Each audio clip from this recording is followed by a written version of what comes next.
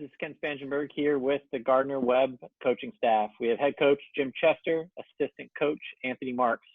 Guys, appreciate the time. Awesome. Thank you. We're honored to be here today. Appreciate you having us. No, thank you. So how's it been going down there? What's it like down south? Well, I think we're all obviously in a similar boat here. We're, saddened with no baseball season. It's, I know this is the first April for me in the last, I don't know what, it's been 34 years that I haven't had a season, whether it was T-ball to through college baseball. And it's just, it's just a little different. We're just really hoping and praying that everybody in the country can get back to some normalcy here in the near future, and we can really start building on 2021. But I think we discussed just briefly our campus is open. We've been coming to the office, and it's amazing. I can tell you a lot of stories when I first got into this recruiting wise, where we were sending a million letters and doing different things like that, where there wasn't much email or cell phone or any of that, to now, Coach Marks and I are on a golf cart FaceTiming recruits, running them around campus, showing them what we got. So things have evolved a little bit from that standpoint. Yeah, it's fun for us though. We like doing this stuff and getting out. Yeah, I think this time is really going to award guys who are going to hustle and be strategic and kind of do things out of the box. So you guys have actually been giving tours on FaceTime around the campus? Yeah. Oh yeah. We're having a blast with them. We got one later on today too. Especially when this guy drives a golf cart, we have a lot of fun. They don't let me do that much. Yeah. No, I remember I had to take like a golf cart certification test. Do they have that down? Did you pass or just going illegal? Well, we haven't wrecked it yet, so I think we're still in the pass mode. I just don't know. Yeah, I just don't know if they trust me that much. I try to hit the speed bumps. Yeah. There you go. We actually had a lot of fun with them, and the prospective players. I think they've enjoyed them. Their parents have been involved, and we literally just been having an iPhone and just like rocking and rolling all over campus, run into people, like kind of impromptu interviewing different. Yeah, it's pretty cool. I think again, nobody can visit. We're in a dead period, until the end of May, and who knows if that even gets extended. But we definitely we cleared it. We had permission, and we're allowed electronic transmission communication, and so we just literally hit every spot at campus. And we want to get kids to become interested in, and we're trying to convert a few even for next year. So got to get on it, right? We're not going to wait. Someone else is doing it. Got to keep working, no doubt. For just sure. Fun for us too. We get to kind of show our personalities a little bit and have some fun and see their personality. So it's not just kind of like just a regular phone call. Got to a little more face-to-face interact, but just not so much face-to-face. It's going to be over the phone, but yeah, no, and personalities, I feel like for you guys is like an understatement. The energy from you two is insane. I'd be curious to see what it's like at like 10 p.m. at your houses, if you're still like going off the wall calling recruits, or if you guys ever unwind. I fall asleep with the phone in my hand, so there's no doubt. I've woken up to some texts pretty early in the morning too. Coach gets going way before me in the morning, but when he hammers me in the phone in the morning, he gets going before me. Yeah, that's awesome. All over it. Got to keep these young guys going. You know what I mean? Yeah, keep me on my toes, huh? There you go. So what? Just out of curiosity, what's it like being a player in the program? I see the energy you two guys have. Is that something that's an expectation? I think so. It's one thing that we talk about all the time. You can talk to the guy to my left is he brings the juice with a capital J. So I think it's someone what's great for someone like me.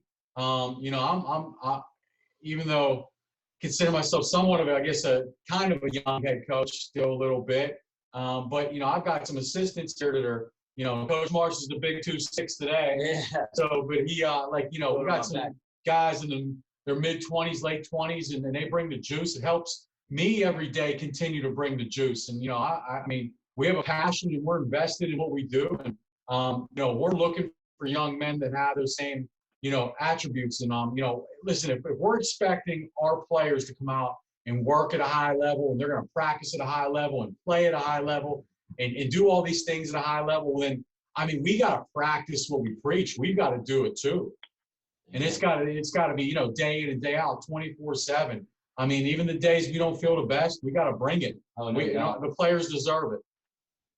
Yeah, lead by example. And like I said, I can attest to both you guys doing that. I remember the first time I met Coach Marks, it was at a showcase, and he definitely brought the juice. Now, for those people out there that don't know what juice is, can you guys describe it for them? So just kind of loving what you do and making sure you bring some energy and fill in the room and bringing life to everybody. I mean, it's no fun if you're just going through the motions, and especially in practice, you're just not getting the best out of yourself. And anything that you do, bringing the juice is just bringing life to everybody else. And like I said, we like to say the juice is, you have to use the juice. It stays in the front of the fridge. The sauce, everyone talks about the sauce, it can stay back there. That gets old. The juice, if you don't use it, it goes bad. You got to use the juice and get more juice every day. So it's bringing it every day, competing, trying to be the best version of yourself, and making everybody else around you better too, and just enjoying life. If you're juiceful, you're useful. Yeah. Yeah, I heard that. If you're juiceless, you're useless. I stole that. Yeah. That was great. We love that one. We love that one. I feel like on that wall behind you guys. Got to get one of those decals. We try. We're working on that. Yeah. So I mean, I think that type of competitiveness and that energy is kind of twofold, right? Like, one, you're creating that environment, and two, you're recruiting guys that want to be in that type of environment. So let's go recruiting first. So you guys are out on the road. What attributes are you looking for in a potential recruit? Well, I mean, I think it depends on, there's obviously different types of recruits. I mean, there's the high school player who we're looking for. There's the junior college player, and definitely this year there's the grad transfer. Yeah. And those guys, they're flooded right now. We really, really, really, really, when we're looking for a high school player, especially a position player, we're looking for literally two things. Me personally, if we're trying to just find a second baseman or a right fielder, I think we're going about it wrong. And this is something I've kind of used every level that I've been at, is that, we're really looking for an athlete, and we're looking for someone who consistently can find the barrel. That's important to us in that aspect. So that's the most important thing.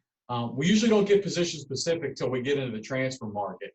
Because, once we get those young men, the high school young men, we kind of know where they filter into, where they project once we're with them a little bit more.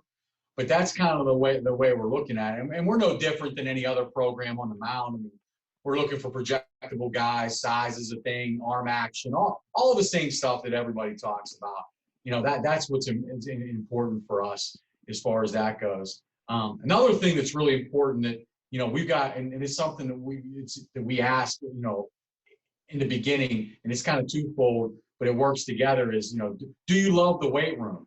Like, do you want to become a better athlete? Do you want to become stronger? And we can kind of tell, we can tell with the interaction with the young man and the body type and some different things that's important to us. And then you got to love the process, and, got to have a passion to play. And that's where we try to feel like, I just had a conversation with another entity about this a little bit, about if we have to motivate you to practice hard or to do different things, you know what I mean? Like, that's not what we should be doing. I mean, I really don't think a coach should be motivating somebody to do something at a high level. I think that should already be ingrained. Now, to take that level and then increase it even more, well, that's our job. You know what I mean? Through a skill set, through an adjustment, through just whatever it might be. I think that's important. You got anything with that, Coach? I think just the way, like I said, the way they compete out there on the field too. And when they're competing out there, how their teammates revolve around them. If they're a leader out there, or how they react to some adversity. Like I said, I mean, we're looking for guys that are ready to compete, and no matter what, it's so what next pitch. And you can tell the guys that really get after it, their teammates buy into what they're doing. They follow around the field. They're lashed onto them. Those are the guys we want in our program, because we're trying to build that from the top to the bottom here. Yeah, it's definitely contagious. I mean, I'm feeling more energized just talking to you guys. So I'm sure you come across guys that are, talent-wise a good fit. What if they don't have that type of drive that you're looking for? Do you think that's something that you can coach up, or do you think that to an extent it's something you have or don't have? I'm going to tell you this. 10 years ago, I'd take that kid. Today, I wouldn't. I mean, I really think that culture trumps talent every day of the week. Been a firm believer in that. I've tried to live that. I've tried to mentor that way. And, you know, the last couple of places that I've been blessed to be with, you know, the culture's kind of gotten a good place. And, you know, every one of those stops, we didn't, you know, I don't like to say the best players. I think we did have some of the best players, but we didn't have, let's use the word measurable. We didn't have some of the best measurables, because I think as a player, it's more than just how hard you throw a ball, how fast you run, what's your exit velo. I mean, there's those intangibles that make you a player.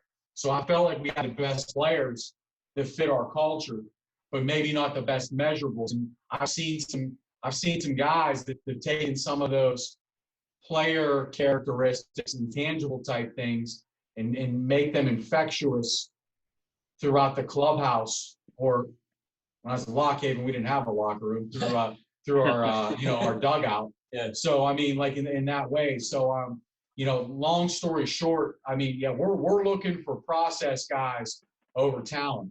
But again, there's got to be a measurable. I mean, it's got to be in the ballpark too. I always try not to say that, because I've delivered this message, and then, you know, listen, you got a Division I World Series champion right here, right? And you got a Division III guy here. So I get it. Like, I mean, everybody's got their place. You know what I mean? So like, I know, like, you know what I mean? Like, I get kids that email me or call or text and different things and tell me, Coach, I'm your guy. I'm your culture guy. I can do this. And that's great. But that, you know, the other piece might not match up, you know, as far as that goes. But again, we'll take a little tick down on some talent stuff if they're, you know, they're a process guy. Yeah, and I think that's dead on. Honestly, that's something that we run into too. You know, someone might hear an interview with the coach and say, hey, like, they really want a guy who hustles. I think I could play there. Like, well, Johnny, you run a 7.8 and you're a 2023. Like, let's work on getting better first. And try to get those physical attributes to match your intangibles. So it's not just about the intangibles.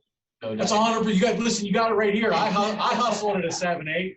Coach hustled at a 6.5. I mean, you know, that's kind of how, you know, I take the 6.5. No, I was back and saying that before I turned 26, and I felt it on my back. That's what that was. But I think sometimes the player that said might not be as talented, but gels with the coaches and the culture, and inside the locker room, you might be able to squeeze a little bit more out of that guy versus the guy that's just talented and he's kind of on the outside in there, and he's not bought in. He doesn't like the way we go about our business. It's not for him. He might not give as much of that talent that he's portrayed off anyway. So I think that's a good fit in making sure we're trying to get players to fit in the locker room and gel with each other in the coaching staff to get the best out of them, to squeeze all the juice out of them. Yeah, definitely. So since you mentioned the locker room, say you have a guy, he committed at Gardner-Webb. What does that look like for them? You know, what kind of things are you guys doing to really instill that winning, that competitive, that juice into your culture? I said some things we're doing. First of all, I said there's two ways to attack it. I mean, the first way we like to do is the coaching staff, like Coach said a little bit earlier, is just by our actions. I mean, we're just going to come in every day and try and get better as the coaching staff. We're competing to be the best coaches we can. We're competing to prove to the players coming in that we have their back and then that we're going to fight for them. And I think when you start doing that, the players see that, and hey, the coaches are in the office all the time.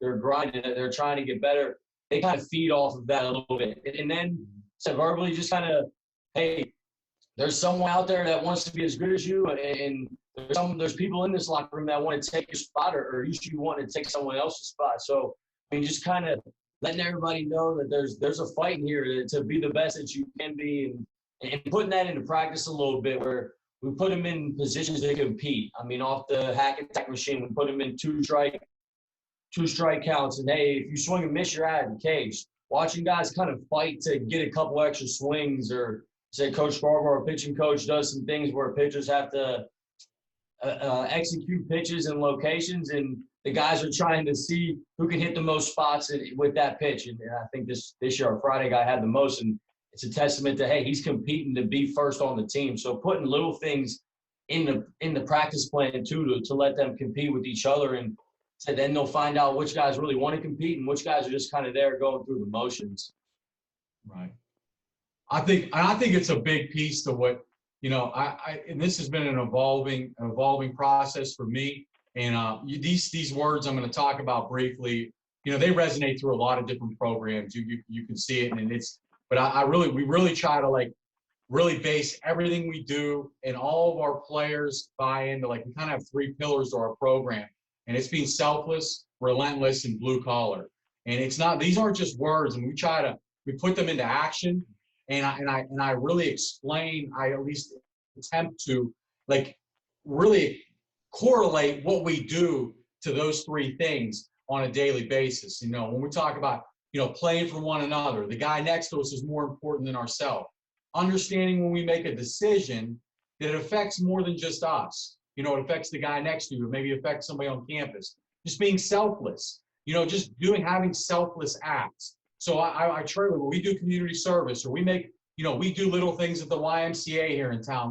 I try to point out to them, you see the smile you just put on this kid's face? You see your selfless act. You took 30 minutes here to do for somebody else, and you might have just made a difference in this young man or young girl's life. And it's so we try so hard. In the relentless piece, it's about the process, the practice, and all those things that we were just talking about before. But how do you think you work hard and you do practice hard, you think all that, how do we take that up a level? How can you just be relentless? How can you perform at 100 when you're really feeling like at a 60? How are you relentless in what you do? And then blue collar is a thing. I mean, like you said, and it's, I hate to always use, it's a Pennsylvania thing or whatever, but we're PA guys, we're Northeast guys. Oh, yeah. We speak blue collar, we live it. I mean, we were both raised in Western Pennsylvania.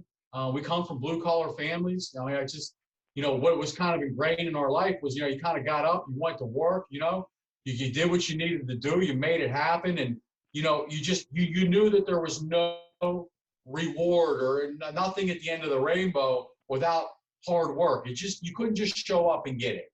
So we try to integrate a lot of those things into our program. That's awesome. Now, the community service, especially, I think it really puts things in perspective for guys. I don't think perspective is something that a lot of 18 to 22-year-olds necessarily have. Now, you mentioned you're both from Western PA. Was there a connection before Anthony applied for the job? Okay, let's hear that.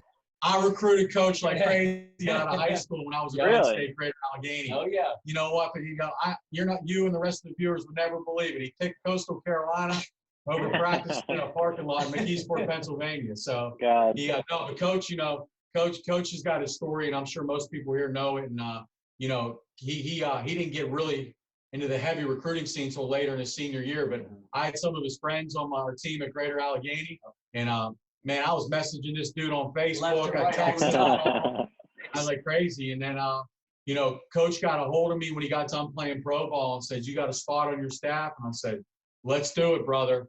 And then, we were together 1 year at Barton, and then this opportunity came up, and here we are. That's awesome. I didn't realize he recruited you. Hard. He had some of my buddies. I was close. I was between Greater Allegheny and Coastal there for a little bit. I don't get it though. He's scored a Myrtle Beach. Where do you want to go? I'm sure that was about his business. They said that was back, Facebook was the only kind of social media there, and it was every day hammering the messages and just the way he went about it. Like I said, from where I was at and the summer team I played on, the Beaver Valley Red Sox, a bunch of my buddies played for Coach Chester, and said they were like, "You got to play for this guy. You got to play for this guy." So said it's nice. It's nice I get to work for him now. He's the man. For sure. So I mean that's really cool. I know Coach mentioned that you won national championship at Coastal. How tough was it transitioning from being a player to being a coach? Not really that tough. I mean, I love the game so much, and going to Coastal and being one of the guys that kind of was recruited walk on and seeing what the coaching staff did for me and helping me kind of mature and take some steps in my game, it's really kind of what I want to do and help other kids and other guys in college and get them to the next level so they can reach their full potential. So I love being on the baseball field. I love the grind. I love the interaction with the kids and trying to bring the most out of them. I think that's something that I always kind of brought to the table was being able to not only get the best out of me, but the best out of the guy to the left and the right of me. And I said, that's kind of coach. We're doing this for the guy next to us and not ourselves, and being selfless. And I mean, I'm really excited about the coaching journey, but sometimes every once in a while I want to get out there and take some BP with the guys, but I'm restrained a little bit now. So it's exciting. No, he runs out there in early work. He tries being a shortstop, left-handed. I can do it sometimes. Yeah, I tell him, hey man, come on. Yeah. It's got to get some reps. As I said, they would have been at Coastal. I mean, I told them at Coastal I could have been a left-handed shortstop. No one believed me. We have a lot of 12U players who tell me the same thing. So, like, coming from a program like Coastal, and honestly, I've only talked to guys. You read, you listen to reviews. There seems like there's a lot of similarities between that program and really what you guys are trying to do. Do you think that's accurate? Just as far as like the energy, the selflessness, seems like a lot of the core values are the same. Yeah, I definitely say. I mean, well, it's pretty similar. I mean, I bet most successful programs have pretty similar messages. Because again, if you want to be the best, I mean, there's probably the same couple core values, but I think it's in essence of the way you go about your business. And I just like the way that we go about our business. I mean, obviously those guys at Coastal, they're the best for a reason. That they dominate the day and they really get after it. But I think that's something that we do over here as well. And I mean, you only get so much input a day, and we're working all hours of the day. They say Coach sleeps with his phone in his hand, so there's no time off over here, and for sure. Well, listen, I'm not going to sugarcoat it one bit. But like, I've been in this for a little bit, and I didn't invent anything that we do. Do you know what I mean? I've been so blessed that I worked numerous Coastal camps. When they were doing the satellite camps, I mean, I traveled all over the East Coast with those guys, and I didn't just spend time with them and ask how the weather was in Myrtle. And that's not just them. I've been so blessed in my career to be around so many good coaches that I've been able to, I ask questions, and we can just start going down the line. You can talk about the Coastal guys. The years I spent in the PSAC, I sat there, Westchester won 2 national championships. I still to this day talk to Jad about things. John Sheehan's a stud. Joe Spano, Mark Marizal. You can go down the whole list. There's division. I can go through the top divisions. Try to ask questions from guys that do it well. And I think if you kind of take pieces from everybody, they kind of mold into what you want to do. I think you can put a pretty good product out there. So, I mean, it's, Jim Chester didn't invent any of this. I'm just a piece to it. I'm just the guy that has the most experience here. And I've screwed up enough here over the last 15 years being a head coach that kind of feel like I know in certain situations what buttons to push and try to help these guys with navigating through some circumstances. But I ask questions of the best guys out there and I listen. And that's what players should be doing, is asking questions and listening. And that's, and not to get off subject a little bit, but Coach Marks can tell you this, I sit at every single prospect camp we have. I love our prospect camps. I love our team camp. We love doing them. Oh, yeah. The reality is, though, that a lot of or most of those kids aren't going to play at Gardner-Webb just based off our roster limitations or whatever it might be. But we always have at our camp a kid that came out of high school, a junior college player, a 4-year transfer. I mean, we strategically do this, and we try to get those players to engage with them to talk about the different levels. And I try myself to really talk to them about, because like I said, I was a junior college head coach, Division III head coach, Division II, now Division I. And I think I have an understanding of every level and kind of what's needed. And just because you don't play Division I baseball doesn't mean you can't have a great experience in what you do. And I know, Ken, you can speak to that too. You know that. You've seen plenty of kids, and you've been a head coach at the Division III level. You understand that. So it's I hate always feeling like I'm a small college advocate, because sometimes I can be, because it's these young men are all D1 or bust or D1 or bust. Yeah. And I tell them, look, if a college coach, I don't care if let's just say a junior college coach calls you and they were 2-40 the year before. that they think you possess something special. Maybe they're building something special. I was one of those guys. I was one of those guys before. Like I know what it's like to get a million no's, but you should call that guy back. And you should hear what he has to say, because that might be the next Power 5 head coach 15 years from then, and building something special. And somebody wants you. That should be a big deal. And that's what's lost in some of this sometimes. No, I completely agree. I mean, going somewhere where you're valued is huge, especially now with everyone getting back a year, with the draft being cut. I mean, rosters are going to be the most competitive we've ever seen at every single level of baseball. So it's going to be really interesting to see how this shakes out. I mean, as someone who's done a really good job balancing high school, junior college, and transfer players, what advice would you give to other coaches as they start to potentially deal with some of these different avenues rather than just the 4-year high school player? Oh boy, I wish I had something special to tell you there. I mean, we meet every day about our roster, and we're in no different place than everybody else. I truly believe, though, and I'm gonna speak the truth, and I think this is what we're looking for here, right? This whole roster logjam thing may not be the worst thing in the world, and I think this may end up putting some players probably playing at the levels they should.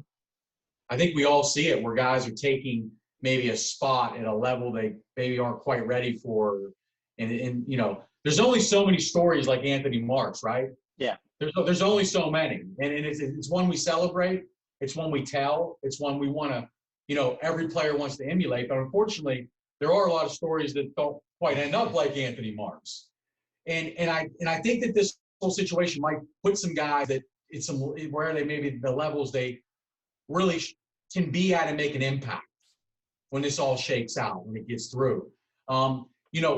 It's just going to take some selfish individuals that there's going to be red shirts. There's going to be a lot more role players. There's going to be a lot more guys that don't travel. There's going to be, you know what I mean? So there's going to be, to give some perfect advice, I don't know, maybe, coaches try to build in a couple extra hours of sleep a night, maybe. I don't know. It's going to be.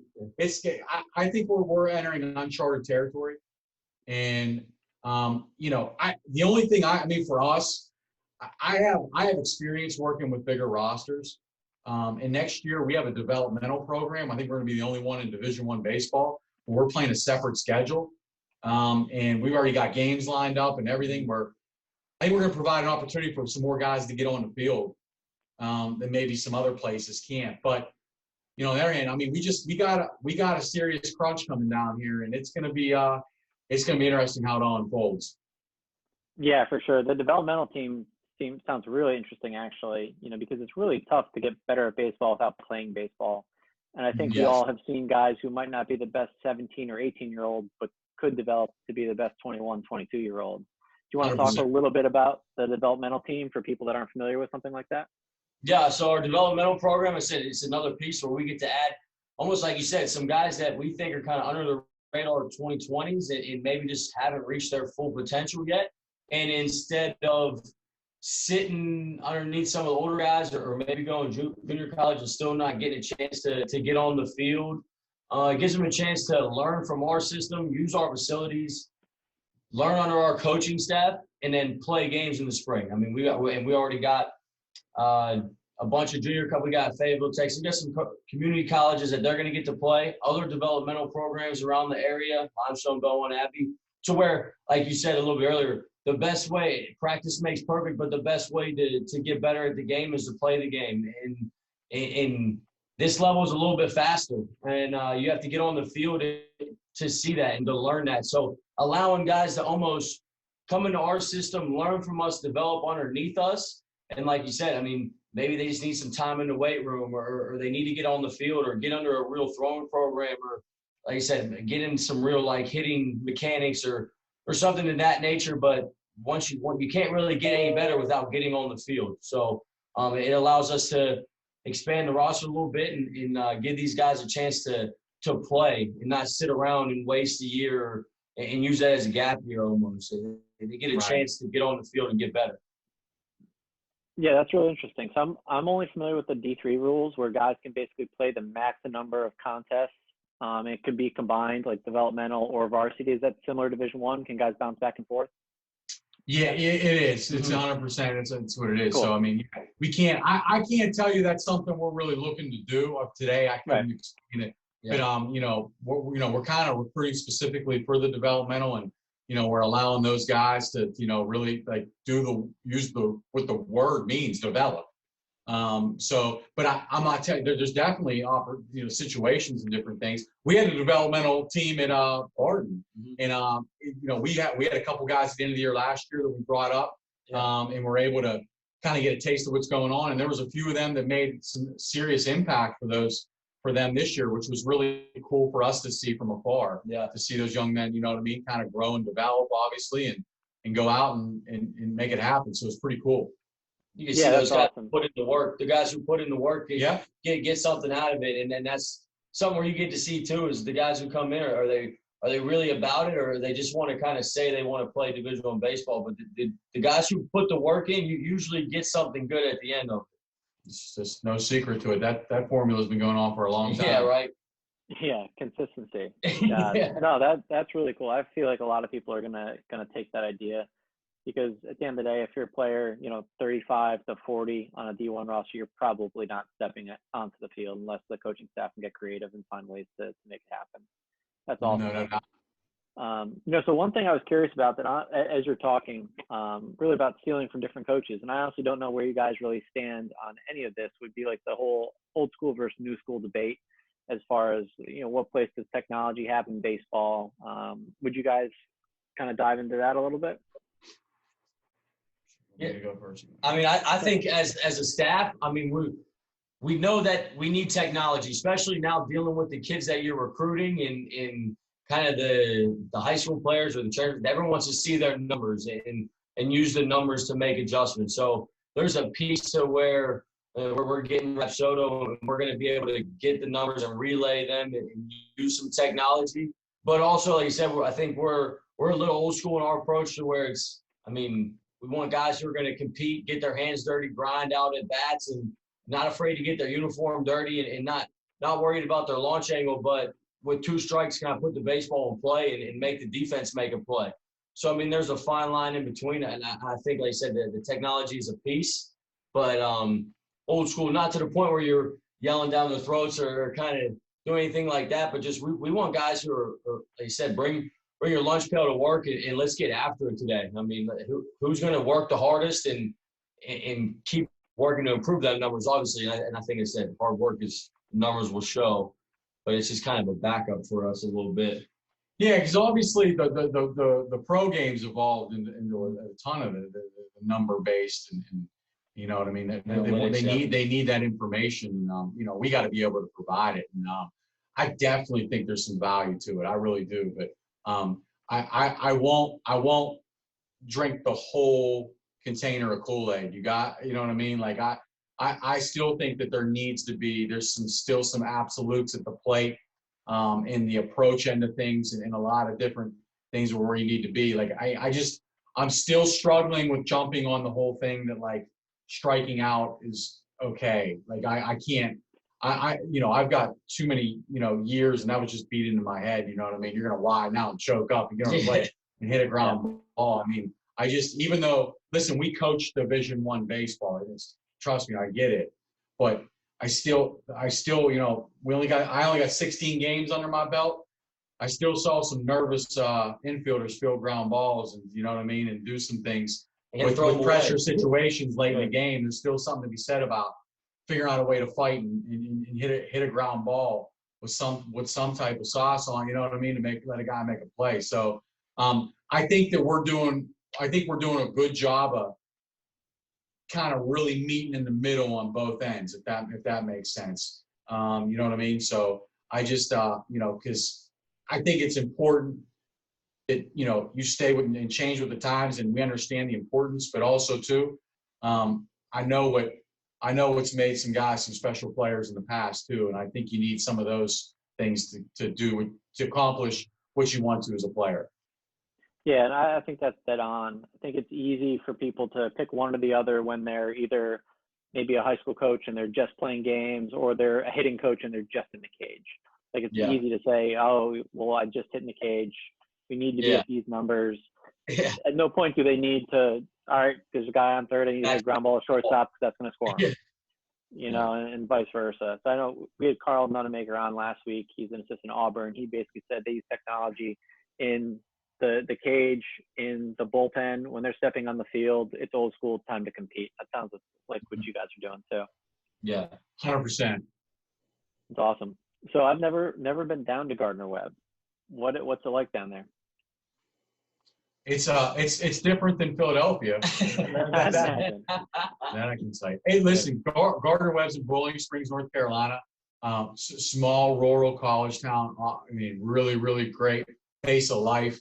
You know, I'm the only coach with a family, small family, so we love it in regards to raising our family. It's an awesome place with a lot of activities, different things, but also for the college student. You know, we're not far. We're about an hour to a little less than an hour from Charlotte, Shelby, North Carolina. So, you know, only 7-8 miles away. Where it's a town that's got everything you need in it. Gaffney, South Carolina, is only 12 miles away. So, you know, you kind of have, you know, the best of both worlds of what you want on that end. But you know, it's a great area. I mean, just a really, you know, and I think what the parents love obviously the most about it is, you know, it's a safe area, very safe.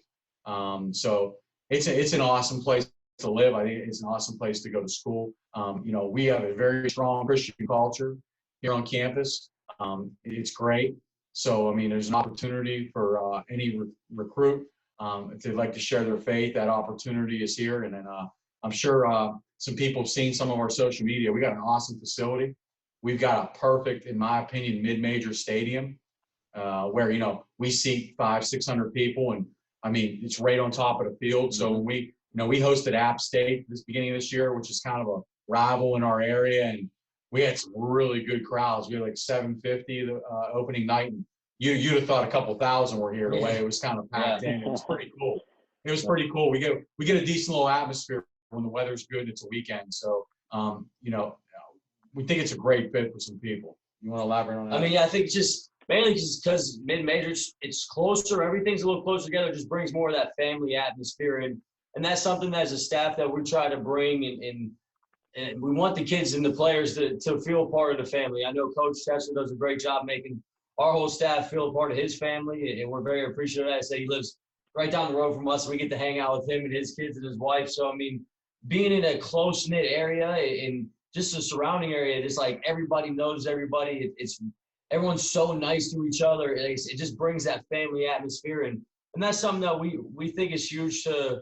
I mean, again, bringing the best out of everybody is when you're in a good environment and you feel safe and you're happy and you enjoy where you're at. I mean, I think we're in a really good spot for doing all that stuff, but it's a big piece to the culture that we're bringing too. You got to feel like family members, and one thing we let everybody know we love them and we love each other, and I think this is a great place for that. No, that's really helpful, because I feel like a lot of times, and not necessarily you guys, but more on my end, we're asking guys like, well, what kind of college you want to go to? And the odds of them never being at a college, never going on, like you guys do FaceTime, but a lot of other places might have, you know, something like a virtual tour online. We're asking them to pick something that they're just not educated about. You know, so I think that really gives guys a better picture. So if I'm a high school player, everybody wants to go play Division I baseball down south. You know, what kind of suggestions would you have for these guys who do have that type of dream or aspiration? I hate saying this, but it's just kind of what reality is. You got to come to a camp, you know, especially when you're younger, and really get on. You know, I think it's so advantageous, and we try so hard. Our camps are pretty inexpensive, and we do them on purpose. We want to get as many players as we can to come to camp, and you know, we want to get them to where, you know, they're on campus. You know what I mean? Like they're interacting with our players, our coaching staff, and we do a lot of instruction at our camps. So you're getting coached by us. We try to coach pretty hard at our camps because we want them to get a feel about, like, this is what you're going to get day in and day out on this field. Mm-hmm. You know what I mean? With these players, we have some of our own players there, and you see the environment. We want to make sure that there's a break in camp so you can go eat somewhere in town and see like what's going. You know what I mean? Like that's a lot of that's really important to us. I think that's the big piece to it. You know what I mean? As far as like that type of thing. And yeah, for some reason everybody tells these players to send emails, like you know what I mean, and like email the coach. It's incredible how many emails we get. Yeah. I mean, I'm getting 30, 40, 50 emails a day from kids like saying, sorry to hear about your season and let me tell you about me. And there's a video of them hitting in their backyard. All that's great and I appreciate that. But you know what I really love? And I hope this doesn't inundate a bunch of time for me, but I love the kid that calls the office still. Because that happens every once in a while. And I will sit there and talk with I love it. I love it. I love it. I love it. Because like that's kind of the missing piece. Like when we recruit somebody too, and I didn't allude too much into it, like we spend more time around our players than we do like our own families. I mean, I see our staff and our players way more than I see my wife and my own kids. And I gotta enjoy being around them and be able to talk to them. We gotta be able to like have a conversation about something other than first and third. So, and I mean that. There's got to be a relationship there. So I'm telling you, a kid calls the office, like I love it. I start really like chopping it up with them. I just think it's because it's like this. I mean, how many kids can pick up the phone and have a phone call conversation? Like, I mean, it's just so easy. It's like you just get the text. You know what I mean? Like, what up? Like, not like I'd rather. You know what I mean? Like, I'm getting a little off course there, but it's like that's just kind of like. We got to be able to do that with the players. That's why we love these FaceTime tours with some of these. Like, I mean, we can really feel out like we have some fun with the guys. There's some interaction. Like, we really feel like we got to have a connection. You know what I mean? There's got to be one. There's got to be. That's really interesting. So I actively tell people not to call college coaches on their office phones. Oh, really? Well, I'm different. Yeah, no, it's fine. Guys, I'll put Coach Chester's number on here so you all can call him. No, I won't do that. No, but that's just everyone's different. So it's good to know that from you. I'll make sure we have guys call you. We have some dogs up here. No doubt. I guess the last thing is just going to be some words of advice, maybe some motivation for guys who are stuck at home, trying to train, trying to get recruited. Just anything to keep moving because every day passes. I think it gets a little tougher for some of these guys. I mean, a motivational piece, as I said, so someone out there is working. So I mean, and they're trying to get better. And something that we preach is you need to feel like someone's on your heels all the time. And what are you doing today to get better? And guess what? At some point, this is all going to come back to normal, and you're either going to be ready or you're going to get passed up. And you don't want to be the one passed up because we are going to get some sports back in our life. We're going to be okay. It's going to happen here, and when it does, just make sure that you're ready. Because I know the Bulldogs will be ready, but make sure you're ready. No doubt. I mean, honestly, there's if you're a player out there today, and you're not waking up before noon, and you're not doing what you need to do, and you're spending anywhere from 4 to 7 hours of your awake time, something on a technology end of things, and you're going to bed at 2, 3, 4 in the morning, somebody's really passing you up. Somebody's passing you up. Get up early, accomplish something, help your parents with something, eat breakfast. Make sure you're eating 4 or 5 meals a day. There is more information out there right now on body weight workouts than anyone's ever seen in their life. You can find it. It's everywhere. Instagram and Twitter, you can find anything. Our strength coach, you should see the stuff he's putting together. It's unbelievable. And we've been telling our guys every day, like, listen, if you're doing it, trust me, we're going to know. And we feel confident we've got a large group of guys that are buying into what we need to do. And like I said, there's just some of these things you got to start training your body to be, to go through the right motions here because you know what's going to happen, right? This is all going to, when it starts clearing up and all that, there's going to be a rush to get back to normalcy. Yeah. And it's going to be a rush to get back to do what you need to do. Your body's got to be ready and prepared to do what you need to do. And it's just like us as coaches. We've been in every day. We're working on something every day, putting something together. We're trying to become better coaches through all the resources that are going on as far as, everything out there in baseball. I mean, every night there's something, every day, everything. We're trying to get better too, because we don't want to get passed up. It's not going to happen. It's not going to happen. Or we've got the work and the will here to listen, we're going to get better. This isn't going to knock us down. You can use this whole situation as a positive, okay, to make some type of change in your life for the better. Like I said, whether it's getting up in the morning, making sure you eat breakfast, making sure you're taking care of your body, doing something different, do something for somebody else every day. There's so much that we can do to accomplish to make us better persons, better players, better athletes, better everything. And that's my advice to a player out there. There's some juice right there. Let's do it. No doubt. I'm ready to go play shortstop. Yeah, seriously. I worked out already, but I might go have a second one. Today. But that's all I got, guys. You have anything? Nah, you're the best, man. We appreciate you. I appreciate the time. Thank you. Of course. Take care. Go Dogs. Go Dogs.